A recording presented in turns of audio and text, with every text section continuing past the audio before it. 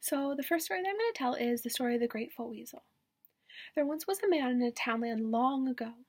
It was springtime, so he had to get his cattle to the pasture before he could help his family sow the potatoes. The man headed off, but before he did, he took off his shoes so he could walk faster. It would not take him long to put his shoes back on once he returned home. When the man safely got the cattle to the pasture, he headed back home.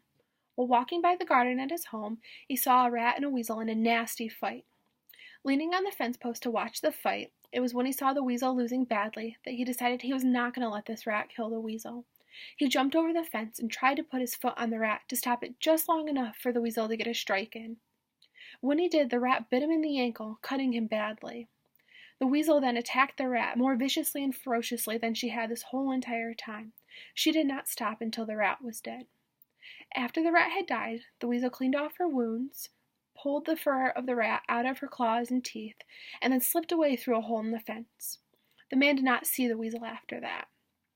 When the man headed back to the house to clean his bloody and wounded foot, he wrapped it up with a bandage and headed back out to the field to help his family sow the potatoes. He did not tell his hard-working family about what had happened to him and why he had gotten back so late.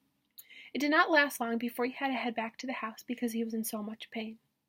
When his son noticed that he never returned to the field, he went looking for him back at the house. The son walked into the house to see his father sitting by the fireplace with a swollen and bloody foot. The father told the son what had happened to him, and the son speculated that he would not be working for the rest of the season. The father told the son not to worry and that he would be back to work the next day. That night the father was in so much pain that he couldn't sleep. They did not know what to do because doctors then were not as good as they are today. That next morning, when the family was leaving to head back out to the fields to sow the potatoes, the father had to stay home. The door was left open as he was cleaning his wounds and letting them air out, when the weasel slipped through the door with a leaf in her mouth. 3 times she left and came back with a new leaf, which she set on the floor in front of the man.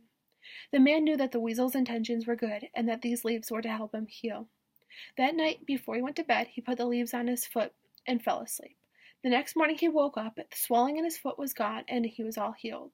He never saw the weasel again.